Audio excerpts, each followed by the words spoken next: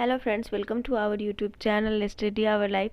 तो फ्रेंड्स, ये एडुटेरिया का बिहार दरोगा का प्रैक्टिस सेट है जो कि नया आपका वॉल्यूम 2 आया है और आज हम इससे सेट नंबर को 5 देखने वाले हैं। सेट नंबर 4 तक हम आप लोगों को कंप्लीट करवा चुके हैं। टोटल इसमें 15 प्रैक्टिस सेट है, 15 प्रैक्टिस सेट जिसमें कि 4 तक आपका डन हो चुका है। आज हम सेट नंबर 5 को देखने वाले हैं, तो चलिए इसे शुरू करते हैं। तो ये रहा आपका सेट नंबर 5। सेट नंबर 5 में पहला प्रश्न देखिए। पहला प्रश्न क्या कह रहा है कि किस राज्य सरकार ने अनाथ बच्चों के लिए भारत का पहला मदर मिल्क बैंक स्थापित करने की घोषणा की है? तो उत्तराखंड। उत्तराखंड के स्वास्थ्य विभाग ने अनाथ बच्चों के लिए देश का पहला मदर मिल्क बैंक स्थापित करने की घोषणा की और इस मिल्क बैंक के माध्यम से उन नवजात शिशुओं को दूध उपलब्ध कराया जाएगा जिनकी मां प्रसव के दौरान उनकी मृत्यु हो गई। केंद्रीय बजट 2023-24 के अनुसार कुल राजकोषीय घाटा का अनुमान लगाया गया है तो 17,86,816 करोड़। कितना? 17,86,816 करोड़ रुपया का जो है वो केंद्रीय बजट 2023-24 के अनुसार कुल राजकोषीय घाटा का अनुमान लगाया गया है। यानी जीडीपी का ये 5.9%, जीडीपी का 5.9%। वही अगर हम राजस्व घाटा की बात करें तो राजस्व घाटा आपका ये है ना। राजस्व घाटा आपका कितना है? तो राजस्व घाटा हो जाएगा 8,69,855। वही आपका प्रभावी राजस्व घाटा है 4,99,867 करोड़ का। अगला देखते हैं।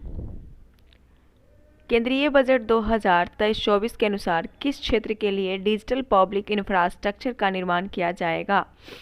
तो केंद्रीय बजट 2023-24 के लिए जो है कृषि क्षेत्र के लिए डिजिटल पब्लिक इंफ्रास्ट्रक्चर का निर्माण किया जाएगा। आर्थिक समीक्षा 2023-22-23 के अनुसार कुल विद्युत उत्पादन में सबसे बड़ा हिस्सा है थर्मल ऊर्जा का। जो आर्थिक समीक्षा है 2022-23 का, उसके अनुसार कुल विद्युत उत्पादन में सबसे बड़ा हिस्सा किसी का अगर है तो वो है थर्मल एनर्जी का। कितना? 59.1% है। एंड सेकेंड स्थान पे आपका अक्षय ऊर्जा है जिसका परसेंटेज 27.5% है। एंड थर्ड स्थान पे आपका हाइड्रो है जो कि 11.7% है। ठीक है, आगे देखते हैं। आर्थिक समीक्षा 2022-23 के आधार पर विश्व बैंक के अनुसार 2022 में शीर्ष धन प्रेषण प्राप्तकर्ता देश कौन है? तो आंसर हो जाएगा भारत। आर्थिक समीक्षा 2022-23 के आधार पर विश्व बैंक के अनुसार 2022 में शीर्ष धन प्रेषण प्राप्तकर्ता देश अपना भारत है।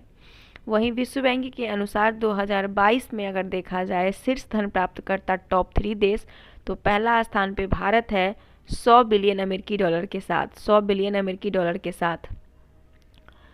उसके बाद अगर देखा जाए मैक्सिको का, तो मैक्सिको का सेकेंड स्थान है 60 बिलियन अमेरिकी डॉलर के साथ। और चीन आपका थर्ड स्थान पे है 51 बिलियन अमेरिकी डॉलर के साथ। अगला है, हाल ही में प्रधानमंत्री नरेंद्र मोदी द्वारा विश्व के पहले नैनो यूरिया संयंत्र का उद्घाटन किस राज्य में किया गया? तो गुजरात में।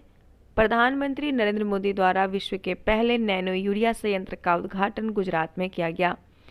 मिट्टी में यूरिया के प्रयोग कमी लाने की प्रधानमंत्री की अपील से प्रेरित होकर इसे तैयार किया गया है ताकि मिट्टी में यूरिया की कमी को कम किया जाए।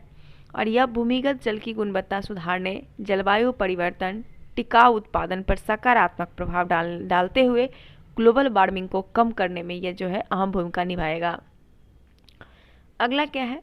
प्रतिवर्ष किस तिथि को विभाजन विभीषिका स्मृति दिवस मनाने का निर्णय प्रधानमंत्री नरेंद्र मोदी द्वारा लिया गया? तो 14 अगस्त को।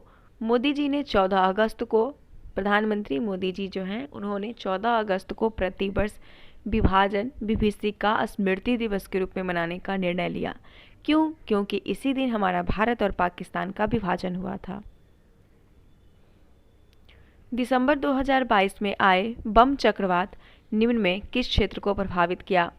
तो बम चक्रवात जो है ये अमेरिका और कनाडा को, दिसंबर 2022 में आए बम चक्रवात मुख्यतः अमेरिका, कनाडा को प्रभावित किया। बम चक्रवात आमतौर पर ठंडा के दौरान देखने को मिलता है और ये चक्रवात जो है वो ठंडी और गर्म हवा के मिलने के कारण बनता है। यह चक्रवात उत्तर पश्चिम अटलांटिक, उत्तरी पश्चिमी प्रशांत और कभी कभी भूमध्य सागर के ऊपर बनते हैं। दिसंबर 2022 में, सॉरी ये तो देख लिए, अगला प्रश्न देखते हैं। EOS-07 उपग्रह को किस प्रक्षेपण यान से प्रक्षेपित किया गया? EOS-07 उपग्रह को किस प्रक्षेपण यान से प्रक्षेपित किया गया? आंसर हो जाएगा आपका SSLV-D2। SSLV-D2 से EOS-07 उपग्रह को SSLV-D2 प्रक्षेपण यान से प्रक्षेपित किया गया। ये जो है 156.3 कितना 156.3 किलोग्राम का उपग्रह है, जिसे इसरो के द्वारा डिजाइन और विकसित किया गया है, इसरो के द्वारा। बात करते हैं EOS-07 का। EOS-07 के ये जो है EOS-07 एवं दो अन्य उपग्रह, जानुस प्रथम, कौन? जानुस प्रथम जो कि अमेरिका का है, और चेन्नई स्थित स्पेस किड्स इंडिया के आज़ादी सेट 2 को सतीश धवन अंतरिक्ष केंद्र श्रीहरिकोटा आंध्र प्रदेश से प्रक्षेपित किया गया है। ठीक है, आगे देखते हैं। अगला प्रश्न क्या है?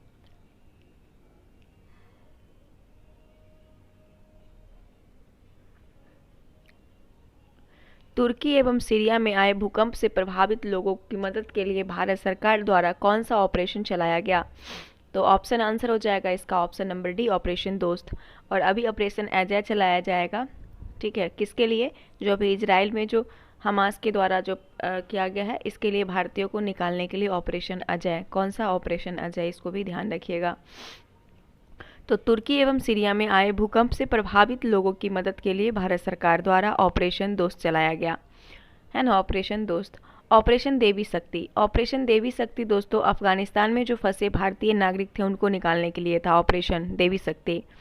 ऑपरेशन सद्भावना, ये जम्मू एंड कश्मीर में ग्रामीण क्षेत्रों और LOC के आसपास क्षेत्रों में लोगों की मदद के लिए है।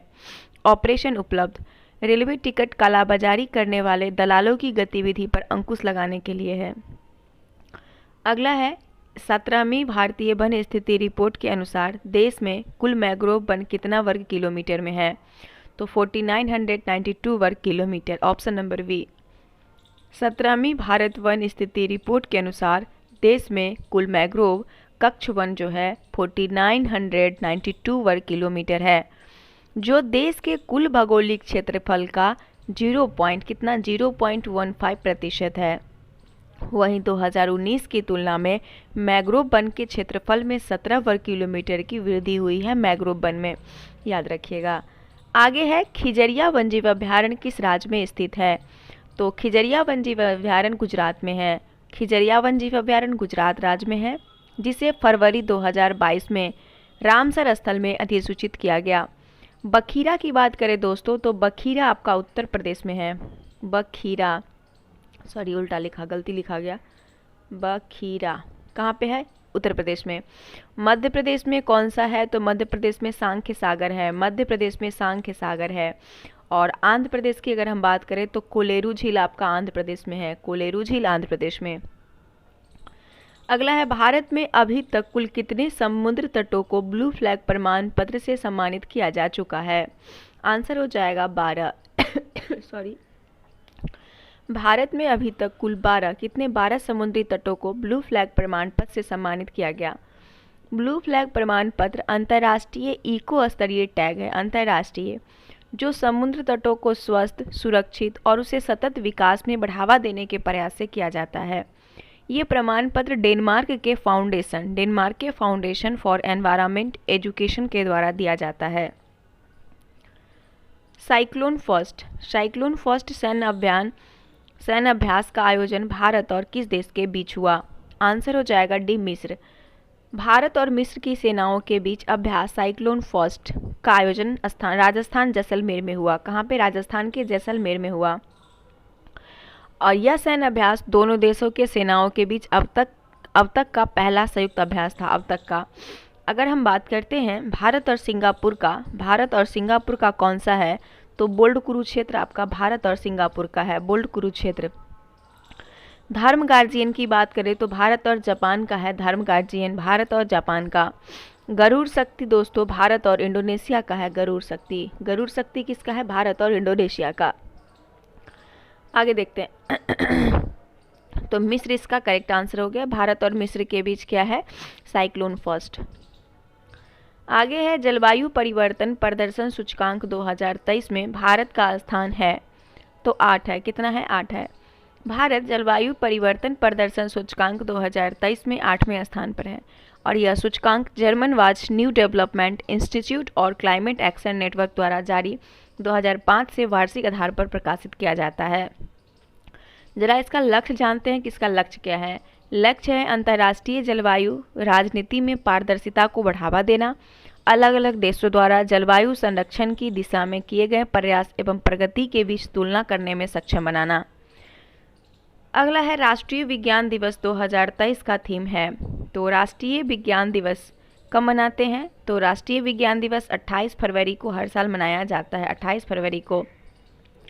उद्देश्य है विद्यार्थी को विज्ञान के प्रति आकर्षित प्रेरित करना और जनसाधारण को विज्ञान एवं वैज्ञानिक उपलब्धि के प्रति सजग करना।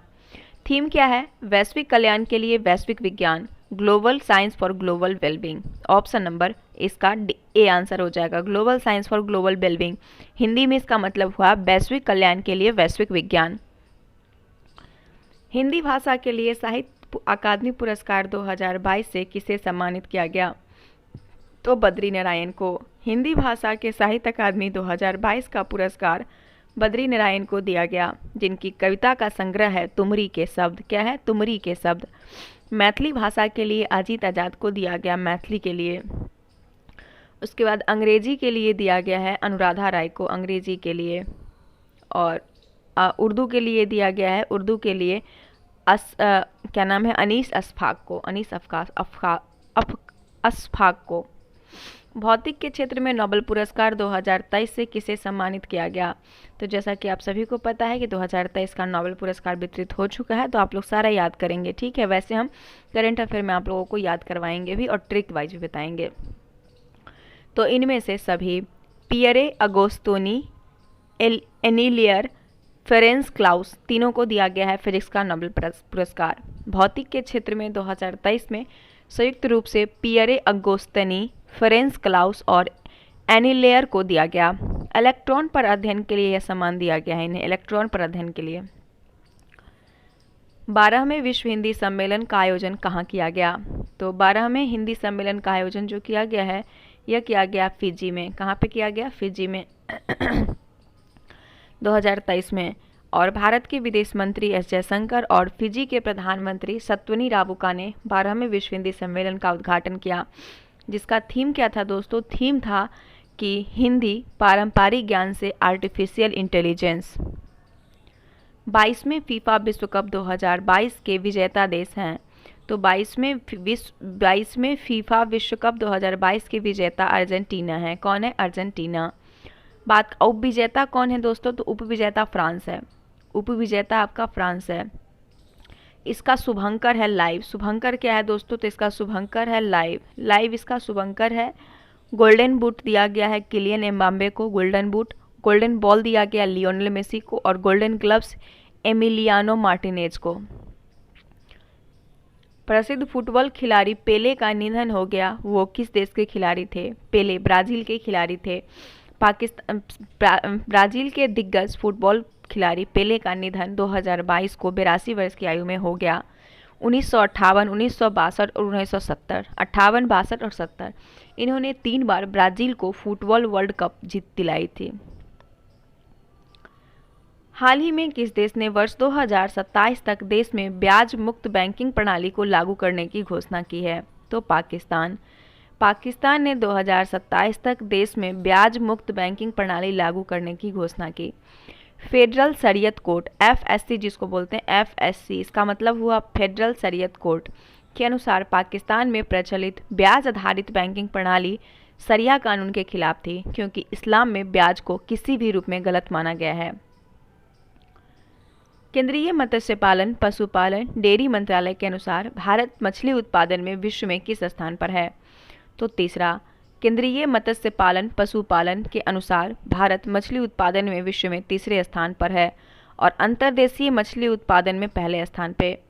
भारत विश्व में जलीय कृषि के माध्यम से मछली का उत्पादन करने वाला प्रमुख दूसरा देश है जलीय विधि से। The Chipko moment of people of history पुस्तक के लेखक कौन है? शेखर पाठक हैं।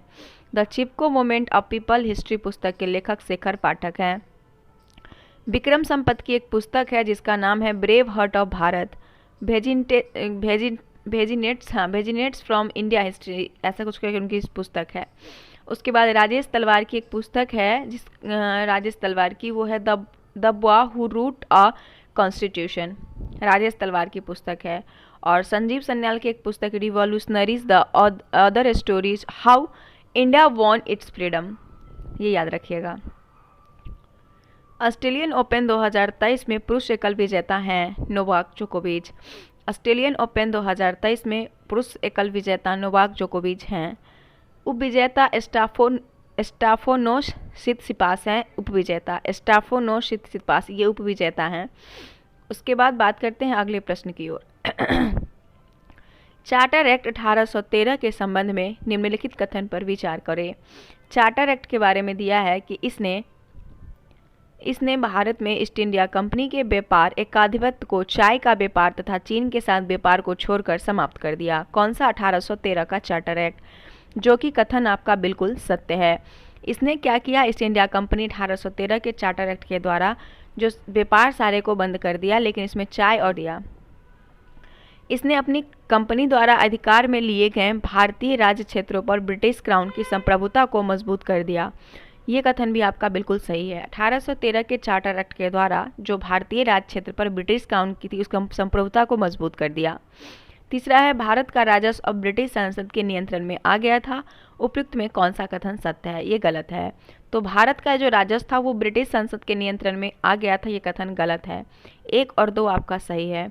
बात करते हैं चार्टर एक्ट 1813 के बारे में। तो ब्रिटिश ईस्ट इंडिया कंपनी का व्यापारिक एकाधिकार चाय का व्यापार तथा चीन के साथ व्यापार को छोड़कर समाप्त कर दिया गया। चाय और चीन का व्यापार, चीनी निकल गया यहाँ पे, ध्यान रखिएगा। चाय और चीन का व्यापार जो है ये आपका छोड़ के बाकी सभी को समाप्त किया गया था, इसलिए ये सही है। दूसरा है कि इस एक्ट के माध्यम से कंपनी द्वारा अधिकृत भारतीय राज्य क्षेत्रों पर ब्रिटिश क्राउन की संप्रभुता को मजबूत किया गया। ये स्टेटमेंट सही है। तो आंसर आपका 2 हो जाएगा, सॉरी 1 हो जाएगा, 1 और 2। आगे देखिएगा, स्थानीय सरकार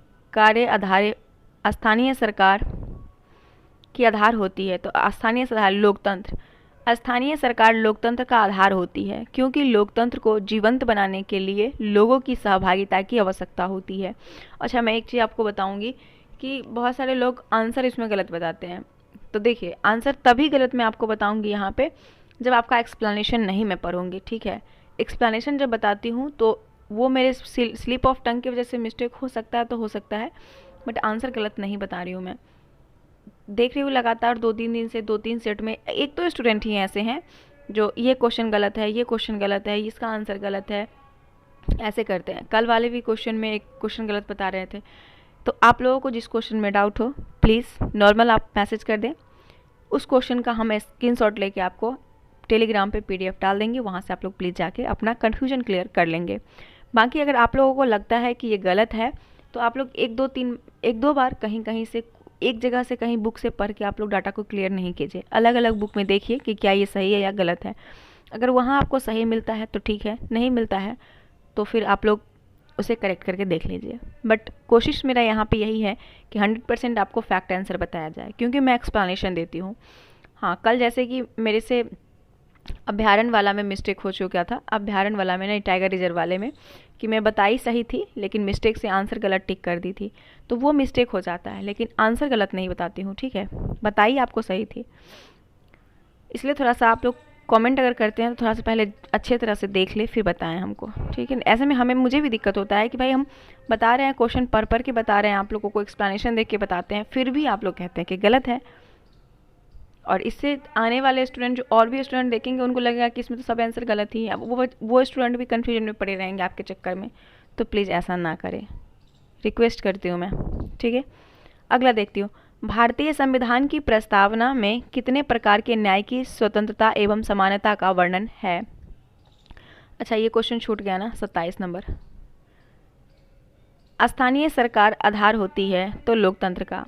स्थानीय सरकार आधार लोकतंत्र का होती है क्योंकि लोकतंत्र को जीवंत बनाने के लिए लोगों की सहभागिता की आवश्यकता होती है। नेक्स्ट प्रश्न देख रहे थे, भारतीय संविधान की प्रस्तावना में कितने प्रकार की न्याय स्वतंत्रता एवं समानता का वर्णन है? आंसर हो जाएगा सी। भारत के संविधान की प्रस्तावना में 3 प्रकार का न्याय, 3 प्रकार का न्याय क्या है? सामाजिक, आर्थिक और एक है राजनीतिक। 3 प्रकार की न्याय का वर्णन है। उसके बाद 5 प्रकार का आपका क्या है? 5 प्रकार के स्वतंत्रता का वर्णन है। 5 स्वतंत्रता क्या है? विचार, अभिव्यक्ति, विश्वास, धर्म, उपासना। और 2 प्रकार की समानता है, प्रतिष्ठा और अवसर का, है ना।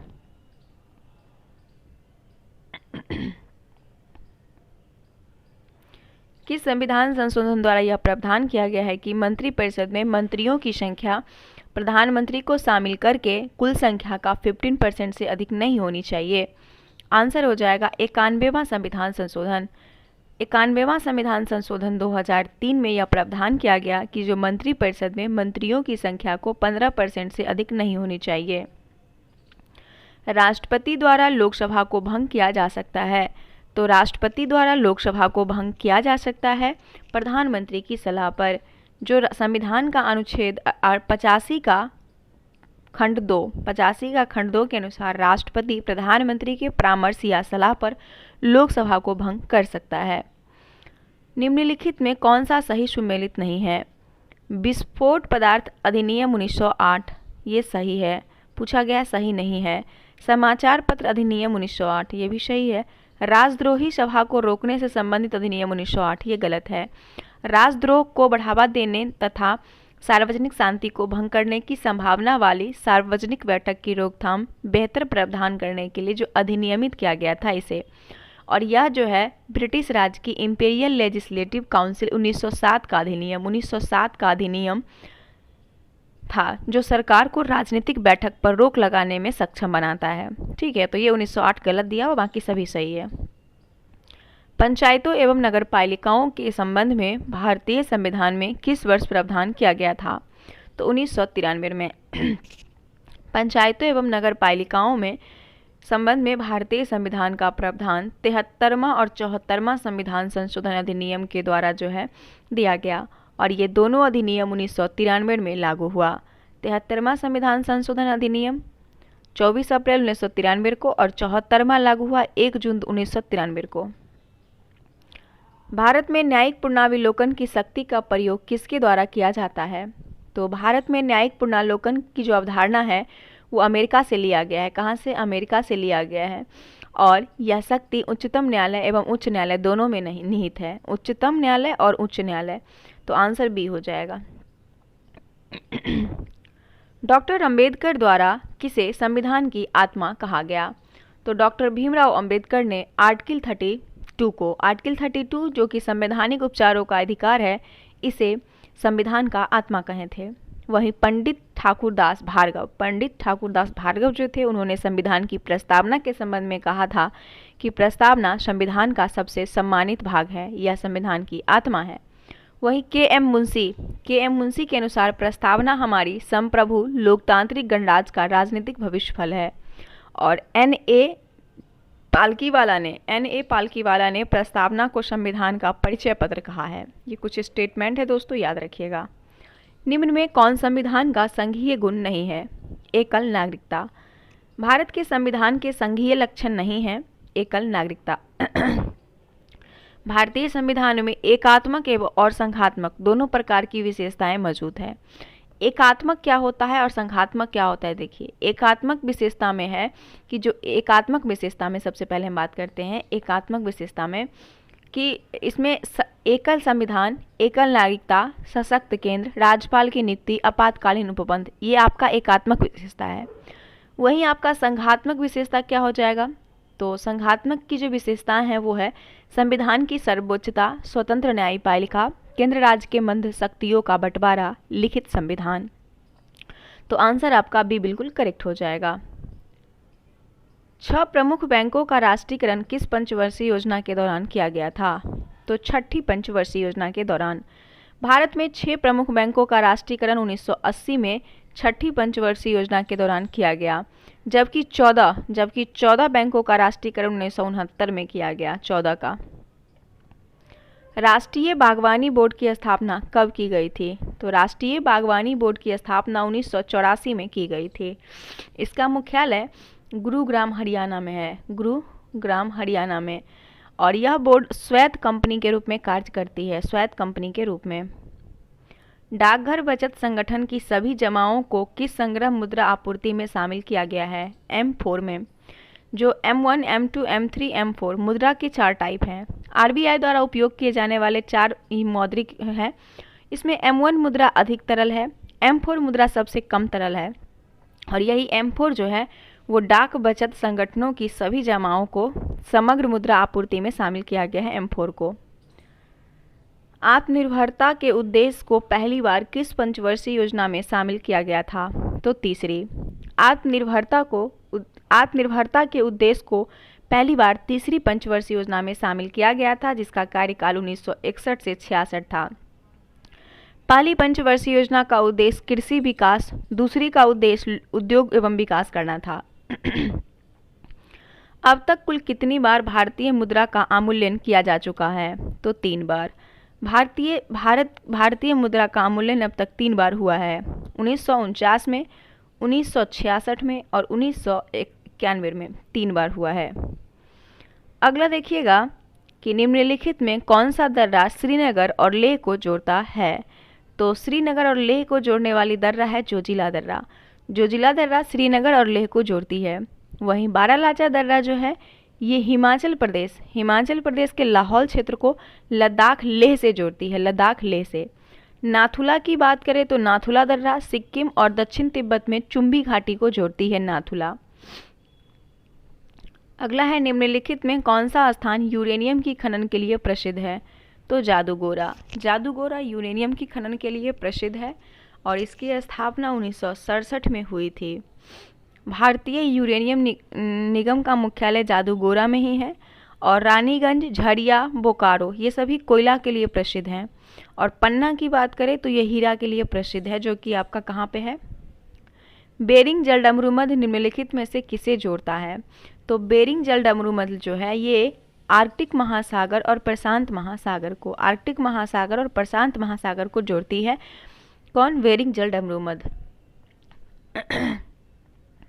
वहीं अगर हम बात करते हैं डोवर का, तो डोवर जो है आपका उत्तरी सागर एवं अटलांटिक महासागर को जोड़ती है। भूमध्य सागर और अटलांटिक महासागर को जोड़ने वाली जिब्राल्टर है, भूमध्य सागर और अटलांटिक महासागर को। उसके बाद हम बात करते हैं जावा सागर और बंगाल की खाड़ी को, तो जावा सागर और बंगाल की खाड़ी को मलक्का जलडमरूमध् और बंगाल की खाड़ी एवं मन्नार की खाड़ी को पाक जलडमरूमध्। किसी चट्टान में नतवलन यानी कि डाउनफोल्ड को क्या कहा जाता है? अभिनीति। किसी चट्टान में नतवलन यानी कि डाउनफोल्ड को अभिनति कहा जाता है। पृथ्वी के अंतर्जात बल द्वारा उत्पन्न क्षैतिज संचलन द्वारा जब भूपटलीय चट्टान से संपीड़ित की स्थिति उत्पन्न हो जाती है तो चट्टान में लहरनुमा मोड़ पड़ जाती है और इस मोड़ को वलन यानी फोल्ड कहा जाता है। वलन के उठे हुए भाग को अपनति यानी कि और नीचे धंसे हुए भाग को अभिनति कहते हैं। कोलेरू झील किस भारतीय राज्य में स्थित है? अभी बताए हैं पीछे, आंध्र प्रदेश में है कोलेरू झील, आंध्र प्रदेश में है। केरल में आपका है पेरियार झील, केरल में पेरियार झील। महाराष्ट्र में लोनार झील है, महाराष्ट्र में लोनार। अगला है कि सरदार सरोवर बांध किस नदी पर बनाया गया? तो सरदार सरोवर बांध को नर्मदा नदी पर बनाया गया है। सरदार सरोवर बांध नर्मदा नदी पर है। इससे लाभान्वित राज्य देखेंगे तो गुजरात है, मध्य प्रदेश है, महाराष्ट्र, राजस्थान। नर्मदा नदी अमरकंटक की पहाड़ी से निकलती है और मध्य प्रदेश की जीवन रेखा कहलाती है, मध्य प्रदेश की जीवन रेखा। निम्नलिखित में कौन सा कथन गलत है? भारत का दक्षिणतम बिंदु इंदिरा पॉइंट है, सही है। भारत का सबसे उत्तरी बिंदु इंदिरा कॉल है। भारत का पूर्वी बिंदु किबुथु और पश्चिमी बिंदु गहीरमाथा है। सही है, सभी कथन इसमें सही है, कोई भी कथन गलत नहीं है। आकाशगंगा की निकटतम स्पाइरल गैलेक्सी कौन सी है? तो आकाशगंगा के निकटतम स्पाइरल गैलेक्सी जो है उसे एंड्रोमेडा गैलेक्सी कहते हैं, एंड्रोमेडा गैलेक्सी। और बात करते हैं, हिंदी में इसको देवयानी बोलते हैं। और आकाशगंगा असंख्य तारों, बादल और गैस की एक प्रणाली है। हमारा सौरमंडल इस आकाशगंगा का एक भाग है। इस प्रमुख आकाशगंगा का नाम मंदाकिनी या फिर देवयानी है। क्वार्टराइज्ड निम्न में किस प्रकार का एक सेल होता है? क्वार्टराइज्ड रूपांतरित। क्वार्टराइज्ड रूपांतरित सेल होता है। सेलों को उनके निर्माण पद्धति के आधार पर 3 समूह में विभाजित किया गया है: अग्नय, अवसादी और रूपांतरित। वह क्षेत्र जहां किसान केवल सब्जियों की विशेषता रखते हैं, इस प्रकार की खेती को क्या कहा जाता है? विशेषता नहीं, विशेषज्ञता, यानी कि उसे हम लोग ट्रक फार्मिंग कहते हैं। जब किसान केवल सब्जी की विशेषज्ञता रखते हैं, इस प्रकार की खेती को ट्रक फार्मिंग कहते हैं। मिश्रित खेती क्या होता है? अर्थव्यवस्था मिश्रित है। और मिश्रित फसल क्या होता है? तो एक ही खेत में एक ही मौसम में 2 या 2 से अधिक फसल को उगाने को हम लोग मिश्रित फसल कहते हैं। ठीक है। मौर्य काल में संस्था एवं संचार का संबंध किससे था? तो मौर्य काल में संस्था एवं संचार का संबंध हो जाएगा गुप्तचर व्यवस्था से। किससे? गुप्तचर व्यवस्था से। मौर्यकालीन प्रशासन में संस्था एवं संचार का संबंध गुप्तचर व्यवस्था से है। संस्था के अंतर्गत गुप्तचर एक स्थान पर रहकर एवं संचार के अंतर्गत एक स्थान से दूसरे स्थान पर घूमकर अपना कार्य करते थे। नेक्स्ट, मिथिला के कर्नाट वंश की स्थापना किसने की थी? तो नान्यदेव ने। मिथिला के कर्नाट वंश की स्थापना नान्यदेव ने की थी। इन्होंने जो है 1097 से 1147 तक शासन किया और इस वंश का अंतिम शासक हरि सिंह देव था। निम्नलिखित घटनाओं को कालक्रम के अनुसार व्यवस्थित करें। वास्को डी गामा को दूसरी बार भारत यात्रा, तो 1501 में ये दूसरी बार भारत आया था। बांडीवास के निर्णायक युद्ध, बांडीवास का निर्णायक युद्ध 1760 में हुआ था।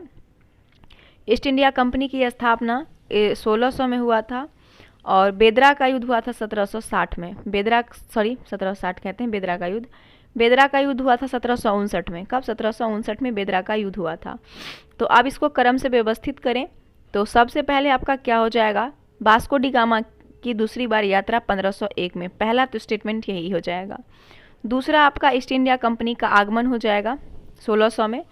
तीसरा आपका हो जाएगा बेदरा का युद्ध 1759 में। तीसरा हो जाएगा बेदरा का युद्ध 1759 में। और चौथा हो जाएगा आपका बांडीवास का युद्ध 1760 में। तो 1 3 4 2, 1 3 4 2, ऑप्शन नंबर सी। निम्न किस क्षेत्र में अस्थायी बंदोबस्त की प्रथा प्रचलित नहीं थी? तो पंजाब में। भारत में अंग्रेज ने 3 प्रकार के भू राजस्व व्यवस्था, अस्थायी, रैयतवाड़ी और मालवाड़ी शुरू किया, महलवाड़ी, जिसमें बंगाल, उड़ीसा, संयुक्त प्रांत बनारस एवं उत्तरी कर्नाटक में अस्थायी बंदोबस्त लागू किया था। वहीं रैयतवाड़ी व्यवस्था मद्रास, मुंबई, असम के कुछ भाग में और महलवाड़ी व्यवस्था मध्य प्रांत, संयुक्त प्रांत, आगरा एवं पंजाब में लागू थी। तो इसमें दिया है कि अस्थायी बंदोबस्त जो था वो नहीं था, महलवाड़ी था, लेकिन अस्थायी बंदोबस्त पंजाब में नहीं था। आगे देखते हैं, किस वर्ष Dadabhai Naoroji House of Commons के सदस्य के रूप में निर्वाचित हुए थे? तो Dadabhai Naoroji House of Commons के रूप में 1892 में निर्वाचित हुए थे।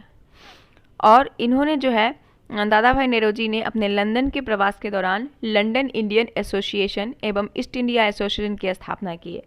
1892 में उदारवादी दल की ओर से हाउस ऑफ कॉमन्स के सदस्य के रूप में निर्वाचित हुए।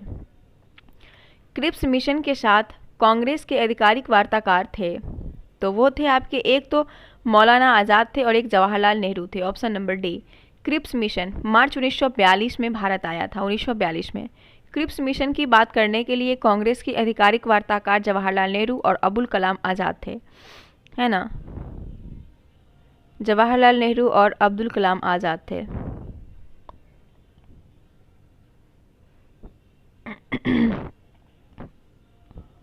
कन्नड़ साहित्य के त्रिरत्न में कौन शामिल नहीं है? तो कन्नड़ साहित्य के त्रिरत्न में जो शामिल नहीं है वो है कंबन, पप, पोन और रन। ये तीन जो है आपका पप, पोन और रन, ये कन्नड़ के 3 साहित्य हैं, त्रिरत्न हैं। और इसका कम्बन का संबंध तमिल साहित्य से है। कम्बन तमिल साहित्य से है। निम्न में से कितने कांग्रेस के वार्षिक बैठक को 3 दिनों तक तमाशा कहकर संबोधित किया था? किसने? तो अश्वनी कुमार दत्त ने। क्रांतिकारी अश्वनी कुमार दत्त ने कांग्रेस के वार्षिक सम्मेलन को 3 दिनों का तमाशा कहकर मजाक उड़ाया था। वहीं लॉर्ड डफरिन ने कांग्रेस के बारे में कहा था कि कांग्रेस केवल सूक्ष्म अल्पसंख्यक कुलीन वर्ग का प्रतिनिधित्व करती है। ये डफरिन ने कहा था। आगे देखेंगे, अगला प्रश्न है कि नेशनल हेराल्ड पत्रिका का संपादक कौन थे? तो नेशनल हेराल्ड पत्रिका के संपादक जो थे वो थे पंडित जवाहरलाल नेहरू। 1938 में इसका संपादन अंग्रेजी में किए थे। राष्ट्रपिता महात्मा गांधी द्वारा रॉलेट एक्ट के विरोध में कब पूरे देश में हड़ताल का आयोजन किया गया था? तो 6 अप्रैल 1919 को महात्मा गांधी के नेतृत्व में रॉलेट एक्ट विरोध में संपूर्ण देश में हड़ताल का आयोजन किया गया था और ये महात्मा गांधी द्वारा आयोजित पहला राष्ट्रव्यापी जन आंदोलन था। शुद्ध द्वैतवाद मत के संस्थापक कौन है? तो शुद्ध द्वैतवाद मत के संस्थापक वल्लभाचार्य हैं। कौन है? वल्लभाचार्य। 15वीं शताब्दी में रुद्र संप्रदाय की स्थापना किए थे। वहीं विशिष्ट द्वैततावाद के रामानुजाचार्य हैं, द्वैतवाद के माधवाचार्य है और अद्वैतवाद के शंकराचार्य हैं। निम्नलिखित में किस राजपूत शासक ने 2 अश्वमेध यज्ञ करवाया था? तो राजा जयसिंह ने 2 अश्वमेध यज्ञ करवाया था, है ना। आमेर के राजा जयसिंह जो थे अपने शासनकाल में 2 अश्वमेध यज्ञ का आयोजन करवाए थे। मरीहा प्रथा पर प्रतिबंध के कारण जिस जनजाति ने विद्रोह किया था वो था खोंड। उड़ीसा की खोंड जनजाति में मरीहा प्रथा यानी नरवली प्रथा प्रचलित थी। इस प्रथा पर प्रतिबंध लॉर्ड हार्डिंग ने लगाया था। खोंड जनजाति ने इस प्रथा पर प्रतिबंध लगाने के कारण जमकर विरोध किया था। बौद्ध धर्म की ब्रजयान शाखा का उदय किस शताब्दी में हुआ था? तो 5वीं-6ठी शताब्दी में। ऑप्शन नंबर ए। 5वीं-6ठी शताब्दी में बौद्ध धर्म के अंदर तंत्र मंत्र का प्रभाव बढ़ने के कारण बौद्ध धर्म में ब्रजयान नामक शाखा का उदय हुआ। आगे है क्वेश्चन नंबर 65। निम्नलिखित में कौन सा युग्म सही सुमेलित नहीं है यानी गलत है? तो मोहनजोदड़ो सिंधु नदी पर, कालीबंगा गंगा नदी पर, रोपर आपका सतलज नदी पर है, ना कि चेनाब नदी पर। सतलज हो जाएगा, ये गलत है। आंसर सी हो जाएगा। दहमदाबाद परबड़ा, सभी सही है। सी गलत है, सब सही है। हॉटस्पॉट की अवधारणा के प्रतिपादक कौन हैं? तो हॉटस्पॉट अवधारणा के जो प्रतिपादक हैं वो है नॉर्मन मेयर्स। कौन है? Norman Myers. इन्होंने 1988 में इस प्रतिपादित किया था और जैव विविधता हॉटस्पॉट को उन क्षेत्रों के रूप में परिभाषित किया जो अपनी प्रजातियों की समृद्धि, उच्च और स्थानिकता के लिए जाने जाते हैं। तो नॉर्मन मेयर्स जो हैं वो हॉटस्पॉट की अवधारणा का प्रतिपादन किए थे। पारिस्थितिकी विज्ञान केंद्र का मुख्यालय कहाँ स्थित है? तो बेंगलुरु में। पारिस्थितिकी विज्ञान जो है इसका हेडक्वार्टर आपका बेंगलुरु है। और भारतीय प्राणी विज्ञान पूछे तो कोलकाता, वन प्रबंधन संस्थान पूछे तो भोपाल, वन सर्वेक्षण संस्थान पूछे तो देहरादून और पारिस्थितिकी विज्ञान केंद्र पूछे तो बेंगलुरु। 1 मिनट। निम्न में कौन ग्रीन हाउस गैस के उदाहरण नहीं है? तो ग्रीन हाउस गैस के उदाहरण पूछा गया है, NO2 नहीं हो। क्वेश्चन है कि निम्न में से कौन ग्रीन हाउस गैस के उदाहरण नहीं है? तो इसमें से जो नाइट्रोजन ऑक्साइड है आपका नहीं है। Nitrous oxide, carbon dioxide, methane, ये सभी आपका है। ये नाइट्रस ऑक्साइड है, ठीक है, नाइट्रस, ना कि आप लोग नाइट पढ़ लीजिएगा, नाइट्रस है। तो वो गैस जो पृथ्वी के वातावरण द्वारा उत्सर्जित अवरक्त विकिरण को अवशोषित करती है ग्रीन हाउस गैस कहलाती है। Carbon dioxide, nitrous oxide, methane, sulphur, halocarbon, जलवाष्प, ये सभी इसके एग्जाम्पल है। लेकिन नाइट्रोजन ऑक्साइड नहीं होगा, नाइट्रोजन ऑक्साइड नहीं होगा। उड़ीसा की चिल्का झील को किस वर्ष रामसर स्थल में शामिल किया गया? तो 1981 में। चिल्का झील उड़ीसा में स्थित है, इसे 1981 में रामसर सूची में शामिल किया गया। और चिल्का झील भारतीय उपमहाद्वीप में स्थित सबसे बड़े खारे पानी की झील है।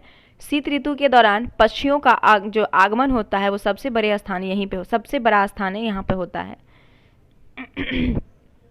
आगे है कि पारिस्थितिकी निम्नलिखित में किसके बीच पारस्परिक संबंध का अध्ययन है? तो जीव और वातावरण का। ऑप्शन नंबर आपका सी। पारिस्थितिकी जीव और वातावरण के बीच पारस्परिक संबंधों का अध्ययन है। इकोलॉजी शब्द जो है वो प्रथम बार प्रयोग अर्नस्ट हैकेल ने किया था। पारिस्थितिकी तंत्र शब्द का प्रयोग A.G. टांसले ने किया था और भारत में पारिस्थितिकी का जनक पूछे तो प्रोफेसर रामदेव मिश्र को माना जाता है। नेक्स्ट, स्पॉन्जिला किस संघ से संबंधित है? तो स्पॉन्जिला जो है वो संघ पोरीफेरा, स्पॉन्जिला संघ पोरीफेरा से संबंधित है और इस संघ में सम्मिलित जीवे के शरीर में अनेक छिद्र पाए जाते हैं। इन्हें ऑस्टिया कहते हैं। क्या कहते हैं? ऑस्टिया। लाइसोसोम है, तो लाइसोसोम क्या है? लाइसोसोम पाचन केंद्र है। लाइसोसोम कोशिका का पाचन केंद्र है। लाइसोसोम की संरचना गोलाकार थैलीनुमा होती है। इसे आत्महत्या की थैली भी कहते हैं लाइसोसोम को। निम्नलिखित में कौन संयोजी ऊतक का उदाहरण है? तो रक्त, अस्थि, उपास्थि, ये तीनों आपका संयोजी ऊतक का उदाहरण है। समान उत्पत्ति एवं सामान्य कार्य करने वाली कोशिका एक ऐसा समूह जिनकी मूलभूत संरचना भी समान है ऊतक कहलाता है। और ऊतक के अध्ययन को क्या कहते हैं? हिस्टोलॉजी कहते हैं। जीरोफ्थैलेमिया नामक रोग किस विटामिन की कमी के कारण होता है? तो विटामिन ए। जीरोफ्थैलेमिया, रतौंधी, ये सभी विटामिन ए की कमी से होता है। ठीक है। और विटामिन डी की कमी से, विटामिन डी का रासायनिक नाम कैल्सीफेरॉल है और डी की कमी से बेरीबेरी। विटामिन बी1 की कमी से होता है, विटामिन बी1 की कमी से बेरीबेरी। और ऑस्टियोमाइलिसिस नामक रोग विटामिन डी की कमी से होता है, ऑस्टियोमाइलिसिस नामक रोग। और विटामिन के याद होगा रक्त का थक्का। उपास्थि की कोशिका को कहा जाता है कार्ड्रोसाइट्स। क्या कहते हैं? कार्ड्रोसाइट्स। उपास्थि की कोशिका को कार्ड्रोसाइट्स कहते हैं।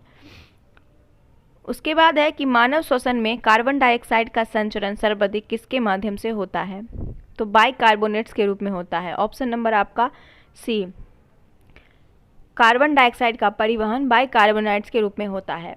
हीमोग्लोबिन के माध्यम से 10 से 20% कार्बन डाइऑक्साइड का परिवहन होता है।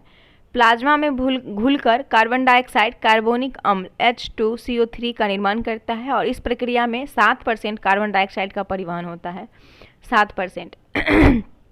उसके बाद बाइकार्बोनेट यानी सोडियम और पोटेशियम के मिलने से बाइकार्बोनेट के रूप में लगभग 70 से 85% कार्बन डाइऑक्साइड का परिवहन होता है। प्राणियों के निम्नलिखित में किस संवर्ग में त्रिकोष्ठीय हृदय होता है? तो उभयचर और सरीसृप में। उभयचर और सरीसृप त्रिकोष्ठीय हृदय होता है। इनमें 2 अलिंद और 1 निलय होते हैं।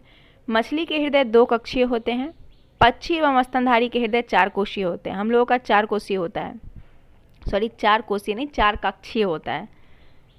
रक्तचाप को नियंत्रित करने वाली ग्रंथि है अधिवृक्क ग्रंथि। रक्तचाप को नियंत्रित करती है अधिवृक्क ग्रंथि, जो उपापचयी, प्रतिरक्षा प्रणाली, ब्लड प्रेशर, तनाव की प्रक्रिया और अनावश्यक कार्यों को विनियमित करने में मदद करती है। नेक्स्ट है कि मूत्र का पीला रंग किसकी मौजूदगी के कारण होता है? तो यूरोक्रोम के कारण। यूरोक्रोम के कारण टॉयलेट का रंग पीला होता है।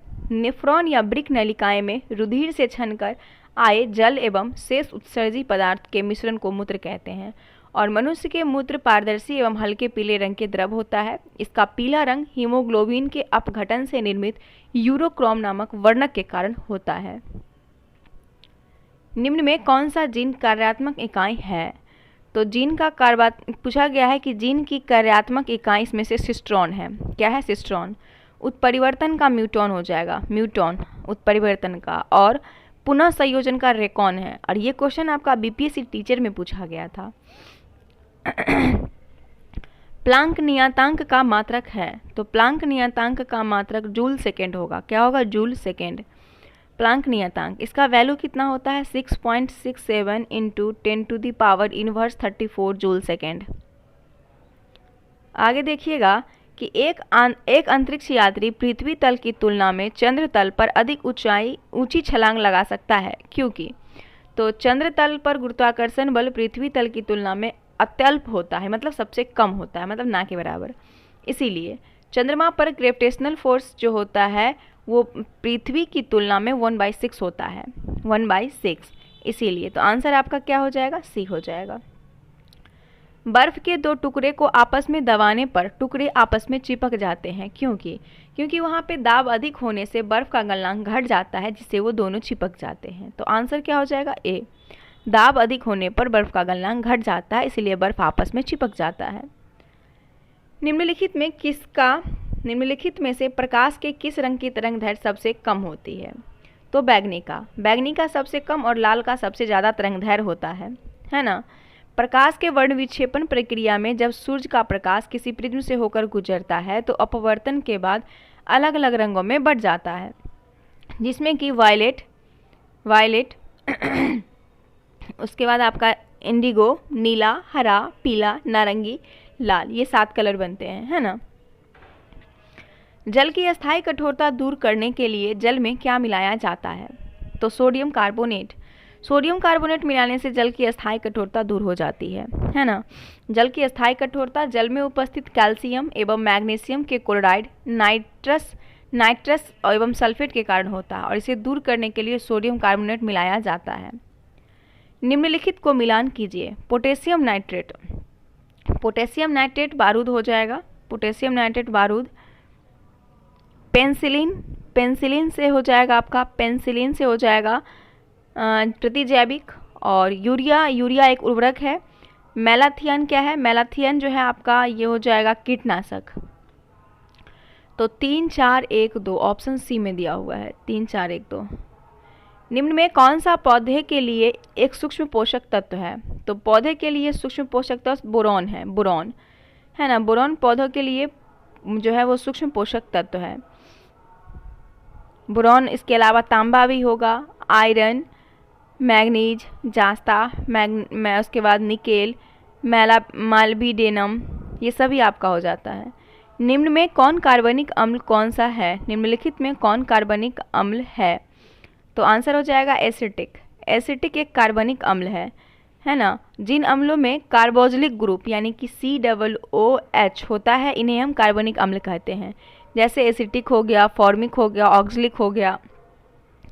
अमोनिया गैस बनाने की हैबर विधि में उत्प्रेरक के रूप में प्रयोग किया जाता है। तो लोहे के चूर्ण का प्रयोग जो है अमोनिया गैस बनाने की हैबर विधि में उत्प्रेरक के रूप में प्रयोग करते हैं। निम्न कथन पर विचार कीजिए। वर्ग 7a के तत्वों की इलेक्ट्रॉन बंधुता उच्च होती है। यह कथन आपका सही है। सबसे अधिक इलेक्ट्रॉन बंधुता फ्लोरीन की होती है। उसके बाद निष्क्रिय गैस का गलनांक निम्न होता है। तो देखिए वर्ग 7a के तत्व में इलेक्ट्रॉन बंधुता उच्च होती है। सबसे अधिक इलेक्ट्रॉन बंधुता क्लोरीन की होती है, ना कि फ्लोरीन की होती है। फ्लोरीन की विद्युत ऋणात्मकता सबसे अधिक होती है। फ्लोरीन की विद्युत ऋणात्मकता सबसे अधिक होती है और निष्क्रिय गैस का गलनांक निम्न होता है। वही वर्ग 4a के तत्वों का गलनांक उच्च होता है। दैट मीन्स आंसर आपका क्या हो जाएगा? 1 और 3।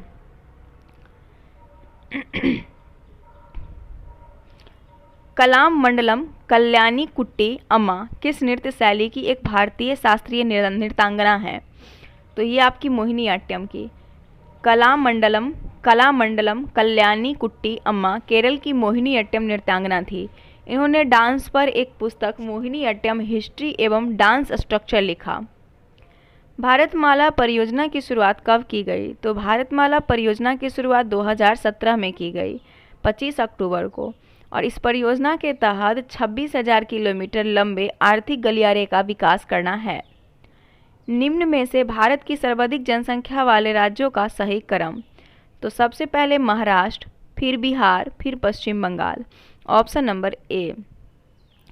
2011 के जनगणना के अनुसार अगर यूपी रहता तो सबसे पहले यूपी आता, फिर महाराष्ट्र, फिर बिहार, फिर पश्चिम बंगाल, फिर आंध्र प्रदेश। लेकिन ऑप्शन के अकॉर्डिंग पहले महाराष्ट्र हो जाएगा क्योंकि यूपी नहीं है। निम्नलिखित पुस्तक और उनके लेखक में कौन सही सुमेलित नहीं है यानी गलत है? रसखान हो जाएगा आपका प्रेम वाटिका, सही है। फिरदौसी शाहनामा, रविन्द्रनाथ टैगोर हंगरी स्टोन, अमृता प्रीतम आंसू, गलत है। अमृता प्रीतम आंसू पुस्तक के लेखक जयशंकर प्रसाद है ना। आगे देखते हैं 95 नंबर। निम्नलिखित में किस देश का राष्ट्रीय खेल फुटबॉल नहीं है? तो मलेशिया का राष्ट्रीय खेल फुटबॉल नहीं है, मलेशिया का। रूस, ब्राजील, फ्रांस का राष्ट्रीय खेल फुटबॉल है, जबकि मलेशिया का राष्ट्रीय खेल बैडमिंटन है। क्या है? बैडमिंटन। 96 नंबर मैथ का प्रश्न है, बना लीजिएगा। आंसर इसका डी हो जाएगा। 97 का बी हो जाएगा। 98 का बी हो जाएगा। और 99 नंबर इधर देखते हैं। 99 नंबर प्रश्न का आंसर डी है। और 100 नंबर प्रश्न है और इसका आंसर हो जाएगा सी। ठीक है, तो होप सो कि आप सभी को आज का सीरीज़ पसंद आया होगा। दोस्तों अगर पसंद आया थोड़ा सा सपोर्ट कर दे, वीडियो को शेयर जरूर करें अपने दोस्तों के पास। वीडियो पसंद आया तो लाइक करें। मिलते हैं नेक्स्ट वीडियो के साथ, तब तक के लिए धन्यवाद। जय हिंद, जय भारत।